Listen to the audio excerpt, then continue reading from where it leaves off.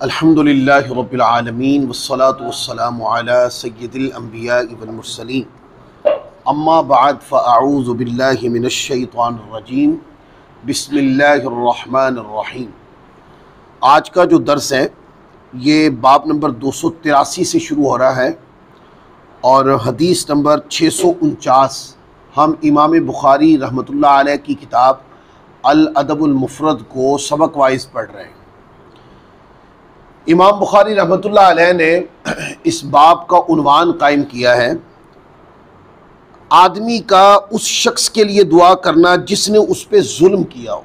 हदीस है, हज़रत जाबिर रज़ियल्लाहु ताला अन्हु से रिवायत है, फरमाते हैं कि रसूलुल्लाह सल्लल्लाहु अलैहि वसल्लम यूँ दुआ करते थे कि अल्लाह मेरे लिए मेरी देखने और सुनने की कुव्वत को दुरुस्त फरमा दे और इन दोनों को मेरी तरफ से वारिस बना दे, और जो मुझ पे जुल्म करे उसके खिलाफ मेरी मदद फरमा और उससे मेरा बदला लेकर मुझको दिखा।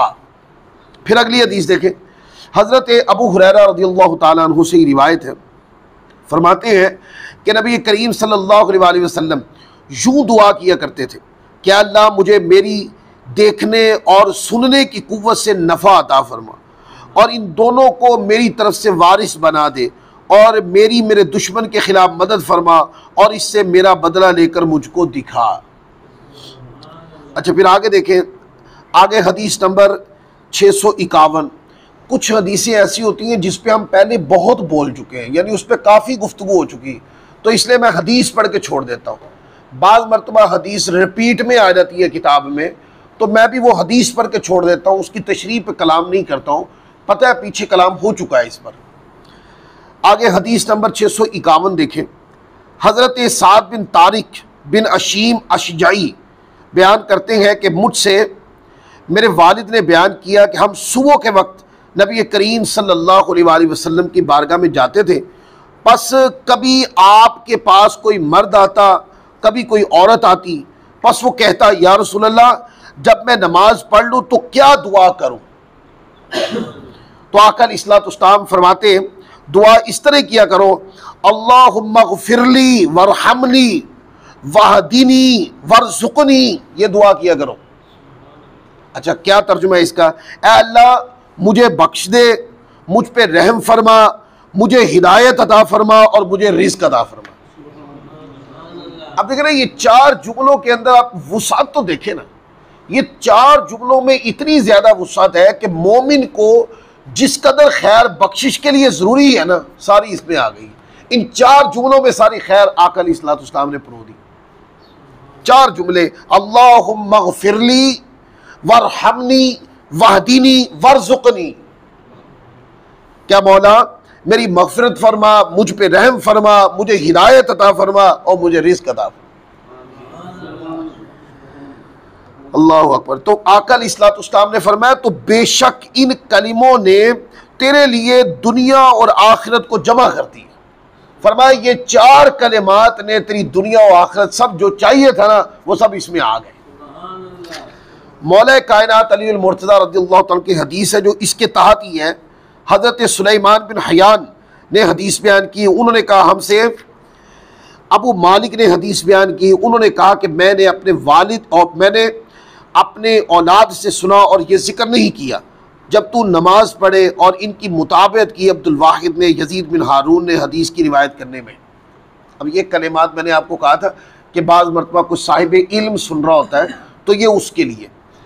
आगे हदीस नंबर देखें, इसके ऊपर बाब भी है, बाब नंबर 284, और इसका बाब का उन्वान है जिसने लंबी उम्र की दुआ मांगी उसका बयान। लंबी उम्र की दुआ मांगनी चाहिए और उसके साथ चंद इजाफात कर लें। लंबी उम्र की दुआ फ़कत लंबी उम्र करके नहीं मांगनी चाहिए, अब मौला मुझे लंबी उम्र और बरकत वाली अता फरमा, लंबी उम्र और नेकियों वाली अता फरमा, मुझे लंबी उम्र अपनी रज़ा वाली अता फरमा, मुझे लंबी उम्र ऐसी जो सलात सुन्नत पे कायम होने वाली हो और जो तुझे कबूल हो, मुझे वो अता फरमा। जब भी लंबी उम्र की दुआ मांगे तो ये कलिमात साथ लाजमी बढ़ा लिया करें। तो इसके नीचे हदीस है, हदीस नंबर 652, हज़रत उम्मे कैस रज़ियल्लाहु ताला अन्हा से रिवायत है कि नबी पाक सल्लल्लाहु अलैहि वसल्लम ने उनके लिए फरमाया, जो इसने कहा कि इसकी उम्र लंबी हो और हम में से कोई किसी औरत को नहीं जानता जिसकी इतनी लंबी उम्र होती हो जितनी इनकी हुई। यानी हज़रत उम्मे कैस ये दुआ मांगा करती थी अपने बारे में लंबी उम्र की, तो कहते हैं कि अपने दौर में इनकी उम्र जितनी कोई खातून नहीं थी, सबसे ज़्यादा इनकी उम्र हुई। अब आगे एक मशहूर बात पढ़ने लगा हूँ, इसको याद रखिएगा आप, क्योंकि ये बात जिस सहाबी रज़ियल्लाहु ताला के बारे में है ना, वो बहुत मशहूर है, तो लिहाजा ये बात याद रखना भी अब आपके लिए आसान हो जाएगा। हदीस नंबर 653 है और हज़रत अनस बिन मालिक रज़ियल्लाहु ताला अन्हो रिवायत करते हैं, और यह अनस इब्न मालिक के बारे में ही है रिवायत। और अनस इब्न मालिक 10 साल यानी जो अपने बचपन से लेकर जवानी तक, अब बहुत छोटी उम्र में 10 साल की उम्र से आकर इस्लाम के घर में बतौर खादिम हुजूर की खिदमत में पेश हुए और 10 साल तक लगातार हुजूर अलैहिस्सलाम के घर की खिदमत गुजारी करते रहे। वो रिवायत फरमाते हैं कि नबी करीम सल्लल्लाहु अलैहि वसल्लम हम अहले बैत के पास आया करते थे।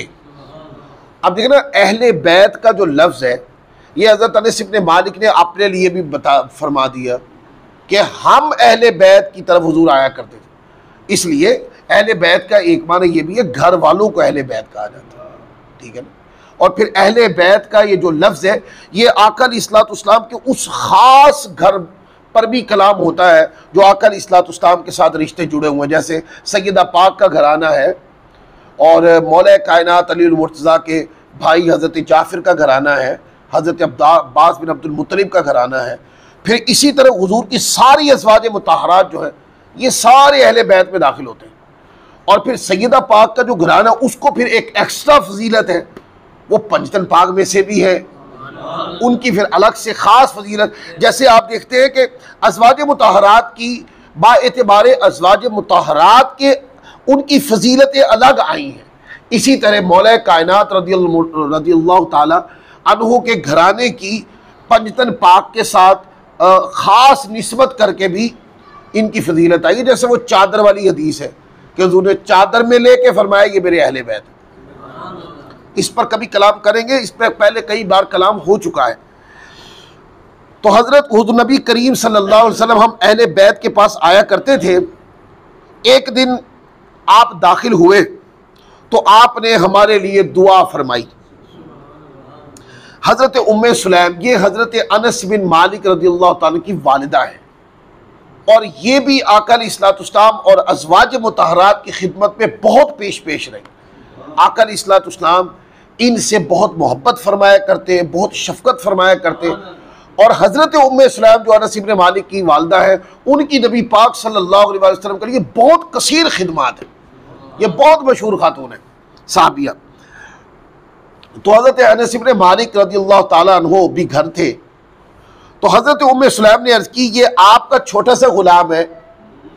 हज़रत अनस इब्न मालिक के बारे में कहा ये आपका छोटा सा गुलाम है, क्या आप इसके लिए दुआ नहीं फरमाएंगे?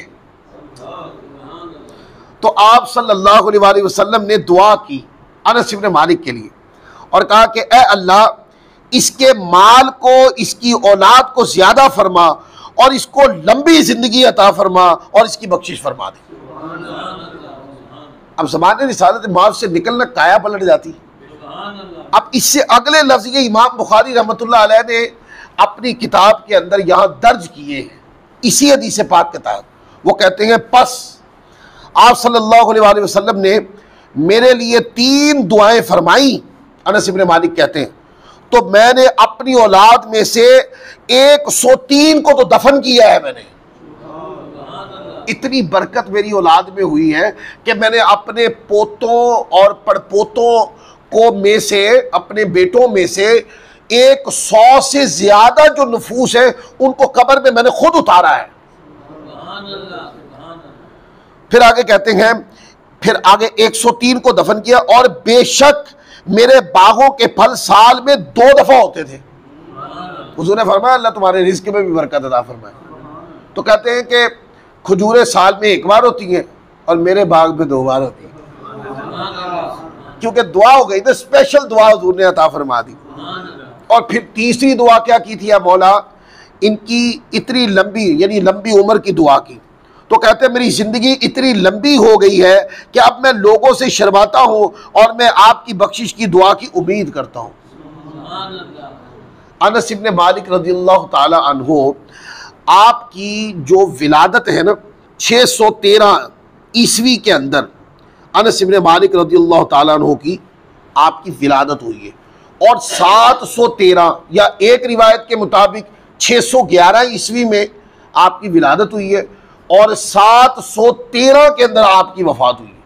अगर दोनों को देखा जाए, एक एतबार से आपकी उम्र 100 साल बनती है और दूसरे एतबार से आपकी उम्र 102 साल बनती है। 102 साल आका अलैहिस्सलाम की दुआ का ये नतीजा निकला कि अनस इब्न मालिक की औलाद में भी बरकत हुई, उम्र में भी बरकत हुई, रिस्क में भी बरकत हुई।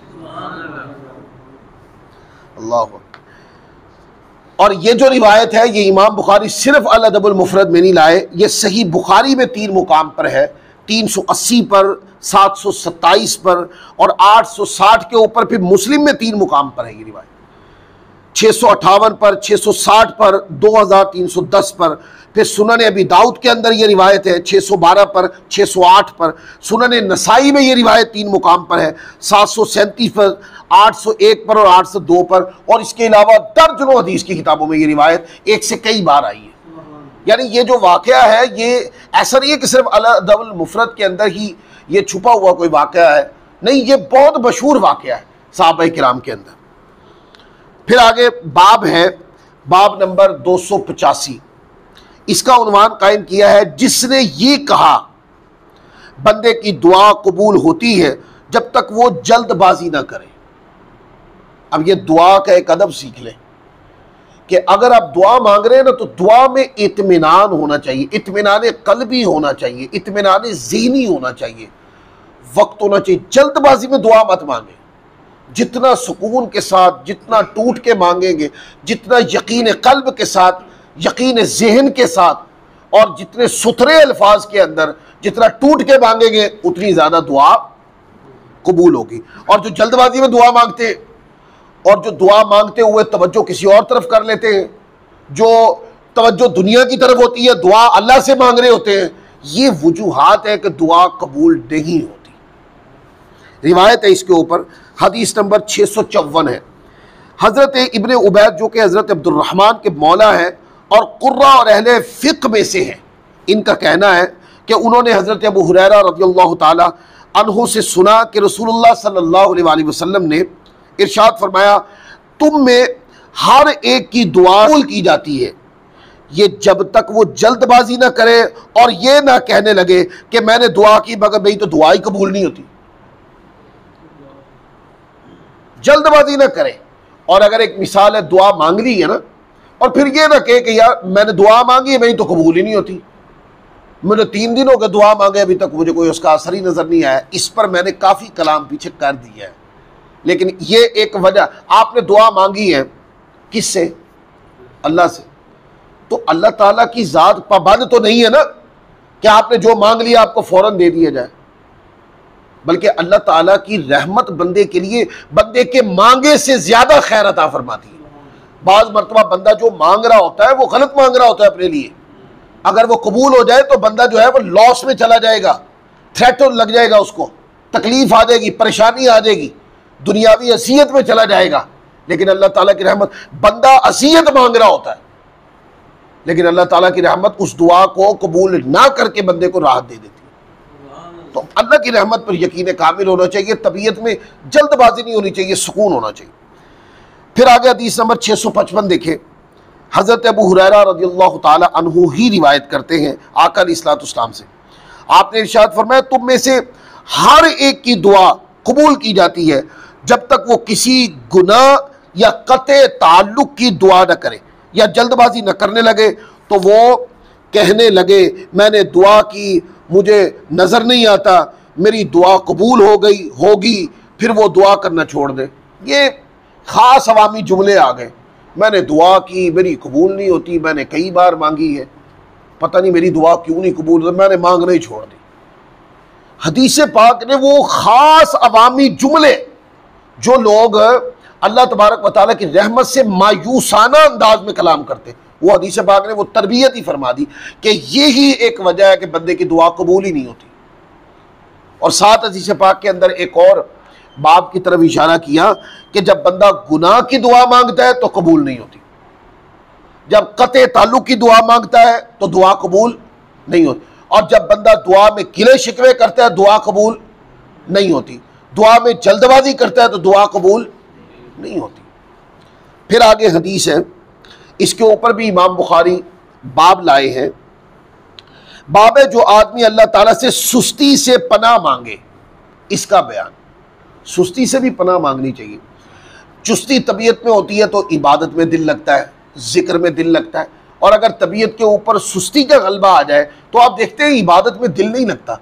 तो दुआ मांगनी चाहिए, मौला मुझे सुस्ती से पनाह दे और सुस्ती की जगह मुझे चुस्ती अता फरमा, ताकि मैं तेरा जिक्र, तेरी इबादत, कुरान की तिलावत को और ज़ौक़ शौक़ से कर सकूँ। आगे हदीस है, हदीस नंबर 656। हज़रत अम्र बिन शुऐब अपने वालिद से, उन्होंने उनके दादा से रिवायत किया, उन्होंने कहा कि मैंने नबी पाक सल्लल्लाहु अलैहि वसल्लम को ये दुआ करते सुना, अल्लाहुम्मा इन्नी आऊज़ु बिका मिनल कासाली वल मग़रमी व आऊज़ु बिका मिन फितनतिल मसीहिद दज्जाली व आऊज़ु बिका मिन अज़ाबिन नारी। क्या कर इस्लाम ये दुआ करते हैं, अल्लाह मैं तुझसे सुस्ती और जुर्माने से पनाह मांगता हूँ, और मैं तुझसे मसीह दज्जाल के फितरे से पनाह मांगता हूँ, और मैं तुझसे दोज़ख के अजाब से पनाह मांगता हूँ। अब इस हदीस पाक का मज़मून ही बताता है कि ये मफाही की हदीस है, ये तालीम उम्मत के तौर पर पेश की जाती है। सुन्नत नबवी ने उम्मत की तरबियत की है इस पर। आगे हदीस नंबर 657, हज़रत अबू हुरैरा रज़ियल्लाहु ताला अन्हु की हदीस है, आका अलैहिस्सलाम अल्लाह ताला से ज़िंदगी और मौत और कब्र के अजाब और मसीह दज्जाल के फितने से पनाह मांगा करते। अब इसके अंदर दो लफ्ज़ और बढ़ गए, मौत बतौर फितना ना मौला हमारे ऊपर आए, बतौर रहमत आए, ये दुआ मांगे। बतौर फितना आए, इससे हमें पनाह अता फरमा दे, हमें कब्र के फितने से भी पनाह अता फरमा दे। जब कब्र की आजमाइश आए ना मौला हमारे ऊपर, तो हमें उससे नजात अता फरमा दे कि जब हम कब्र में जाए तो तेरी रहमत जो है वो हमें हम पर साया फिगन हो जाए। तो ये पनाह मांगा कर। फिर आगे एक नया मजमून यहाँ पे कायम किया है, ये बाब नंबर 287 है। जो शख्स अल्लाह ताला से ना मांगे वो इस पर गजब फरमाता है। जो ना मांगे, जो कहता है जी दुआ करी फर्ज है, कौन सी जरूरी है दुआ, किसी लिखा हुआ है दुआ फर्ज है, ये इस तरह के लोग यहां से ध्यान रखें। देखिए अल्लाह से मांगने में भी क्या अब इस पे दलाइल देने पड़ेंगे? नहीं, अल्लाह से मांगे, कब मांगे? सुबह शाम, जब दिल करे मांगे, उठते बैठते मांगे, सुबह मांगे, शाम को मांगे, कोई रोक टोक नहीं है। जैसे दुरूद पाक पढ़ने पे कोई रोक टोक नहीं है ना, ऐसे दुआ पर भी कोई रोक टोक नहीं है। उलमा ने लिखा है कि दुआ के लिए वुजू करना भी जरूरी नहीं है। आपका वुजू हो तो ज्यादा अच्छा है कि वुजू की फजीलत भी साथ होती, और अगर आपकी वुजू नहीं भी है ना, फिर भी दुआ मांग सकते हैं। दुरूद पाक वुजू के साथ पढ़े ज्यादा बरकत है, और अगर बगैर वुजू के भी कोई पढ़ेगा ना तो तब भी वो कबूल है। तो दुआ जब भी कोई करे उसको करनी चाहिए। दुआ मांगने वाले से अल्लाह राजी होता है, और जो नहीं मांगता उससे अल्लाह गज़बनाक होता है। वो अल्लाह ताला को पसंद, ये यानी ये रवैया ही अल्लाह ताला को पसंद नहीं है कि कोई अल्लाह से ना मांगे। अब जो नहीं मांगते वो इस्लाह करें अपनी। अब हदीस सुने, हजरत अबू हुरैरा रज़ियल्लाहु ताला अन्हु आका अलैहिस्सलाम से रिवायत करते हैं, आपने ये इरशाद फरमाया, जो शख्स अल्लाह ताला से मांगता नहीं अल्लाह ताला उस पर गजब फरमाता है। फिर हदीस है, इसी हदीस का हिस्सा, हजरत अबू हुरैरा फरमाते हैं आका अलैहिस्सलाम ने इरशाद फरमाया, जो उस जात से सवाल नहीं करता वो उस पर गजब फरमाता है। अल्लाह से मांगो, मांगने के बहुत तरीके हैं। आप डायरेक्ट भी मांगे, आप वसीले से मांगे, अल्लाह के अस्मा को लगा के मांगे, अल्लाह की सिफात के साथ मांगे, अल्लाह की अजमतों के साथ मांगे, दुआ में अल्लाह तबारक व तआला ने जो आप पे कर्म किए उन कर्मों को याद करके रब से मांगे। कभी नेकी का वसीला दे के, कभी कुरान का वसीला दे के मांगे, कभी नेक लोगों का वसीला दे के मांगे, कभी माँ बाप का वसीला दे के मांगे, कभी अल्लाह ताला के अस्मा मुक़द्दसात कि वो रज़्ज़ाक़ भी है, करीम भी है, रहीम भी है, ये अज़मतें लगा के मांगे रब से। कभी डायरेक्ट मांगे, कभी वसीले से मांगे। ये सारे आदाब है दुआ करने के। पर बंदे को ये तरबियत की गई कि बंदे रब से मांगने से रुकना। अगर मांगने से रुके तो फिर बहुत सारी खैर भी रुक जाएगी। और ना मांगना इस नीयत के साथ कि कौन सा जरूरी है, ये अल्लाह ताला के गजब को आवाज देना। आपने नहीं, देखें अब हम तत्वीक भी कर देते हैं ना, आपने नहीं मांगना, ये आपका अपनी सुस्ती है, आपका अपना मिजाज है, लेकिन आपको अपनी तबीयत में ये अखड़पन नहीं रखना चाहिए क्या जरूरी है, ये नहीं होना चाहिए। अगर कोई मांगे तो तहसीन कर दे, अगर आप तहसीन नहीं कर सकते तो खामोश हो जाए। और अगर आप नहीं मांगना चाह रहे तो ये आपकी सुस्ती है, पर अपना ये अकीदा मत बनाए कि कौन सा जरूरी है। रब से मांगना ज़रूरी है, बहुत ज़रूरी है, क्योंकि कायनात का रब ही सब कुछ अता फरमाता है। मांगोगे तो अता फरमाएगा। अच्छा, ऐसे लोग भी हमें मिलते हैं जो इस तरह कहते हुए सुने गए हैं कि सारा कुछ तो मांग ले तो फिर मैशर च तुहानू की मिलना है। ऐसे लोग भी, यानी ये हिकायत मुझे यहाँ पर नमाजियों में से किसी ऐसे दोस्त ने मुझे बताई है कि जिसको किसी पढ़े लिखे गैर अहले सुन्नत ने ये जुमले बाकायदा बोले हैं उसके सामने। उन्होंने मुझे बताया कि कारी साहब, वो कहते हैं जी तुम सुबह भी मांग रहे हो, शाम में भी मांग रहे हो, नमाजों के बाद भी सब कुछ तो मांग ले तो फिर माशरे च तुहानू की मिलेगा। मैंने कहा यार, कभी आपने देखा है कि दुआओं में हम मांगते क्या हैं? यही सवाल का जवाब दे रहे हैं कि माशरे में हमें क्या मिलेगा। मैंने कहा कि ये जो दुनिया की दुआ है ना, इसका नतीजा माशरे में मिलेगा। आपने कभी हमारी दुआएं देखी है कि हम दुआ में मांगते क्या है? हम दुआ में अपने रब की रहमत को मांगते हैं। कहाँ मांगते हैं? दुनिया में भी आखिरत में भी बख्शिश मांगते हैं, दुनिया में भी आखिरत में भी पनाह मांगते हैं शैतान से, दुनिया में भी कब्र में भी। हम अल्लाह तबारक व तआला से टूट के बख्शिश मांगते हैं, दुनिया में भी और आखिरत में भी। अल्लाह की रहमत के सवाली हैं, दुनिया में भी आखिरत में भी। अपनी आकिबत जो है ना वो खैर मांगते हैं, अपनी दुनिया की खैर मांगते हैं, अपनी औलाद की खैर मांगते हैं। तो ये सब कुछ मांग लिया, अल्लाह तबारक व तआला की रहमत को इतना छोटा समझा। तो अल्लाह तबारक व तआला की रहमत से मांगना चाहिए, बार बार मांगना चाहिए। जो ज्यादा मांगता है वो अल्लाह को ज्यादा पसंद है। वो किसी और को खुदा समझ के तो नहीं मांगता ना, उनमें से तो नहीं है ना, शुक्रों में से, नाफरमानों में से तो नहीं है ना कि जो किसी और को खुदा समझ के मांगता हो। नहीं, वो रब को खुदा समझता है और रब को ही मांगता है। फिर इस तरह के जुमले नहीं बोलने चाहिए। बाद लोग मजहबी तासुब में आके इस तरह के जुमलों का तबादला कर देते हैं। और भाई, आप लोगों के साथ एक हमारा इख्तलाफ तो चल रहा है कि आप कहते हैं वसीले से जायज़ नहीं है, शिरक नहीं है, शिरक है। और ये एक नया आपने महाज खोल दिया है। कम से कम आप ये वाला तो बंद कर दें। आपके लोगों को अब अल्लाह ताला की बारगाह से भी रोक देना है। अल्लाह की बारगाह में तो रहने दो यार। आपकी तबलीग ज्यादा जोर आप इस पर देते हैं तो फिर अल्लाह ताला की बारगाह में तो रहने दो ना बंदों को। देखो ना, जिसको तकलीफ आएगा वो कहां जाएगा? जिसको अजियत मिली है वो कहां जाएगा? अगर वो किसी दुनियादार के पास जाए, आपको ये अच्छा लगता है या फिर ये अच्छा लगता है कि वो अपने रब की बारगाह में सजदा करे और दुआ के लिए हाथ उठा दे? तरबियत यही करनी चाहिए कि बंदे तकलीफ आए, परेशानी आए, कोई जुल्म हो जाए तुम पर, तो कुछ भी तकलीफ आए, सिर्फ अपने रब की बारगाह को याद करो। अब तुम्हारे रब का दरवाजा खुला है, जो मांगना है अपने रब से मांगो। और जब दिल करे, जितना दिल करे, जब जब दिल करे, बार बार मांगो। रब की रहमत वसी है, वो हमारे मांगने में कमी हो सकती है, उसकी अता में कमी नहीं हो सकती। तो आज का दर्स इसी मुकाम पर ख़त्म करते हैं। अल्लाह ताला हम सबको अमल की तौफीक अता फरमाए। वमा अलैना इल्लल बलागुल मुबीन।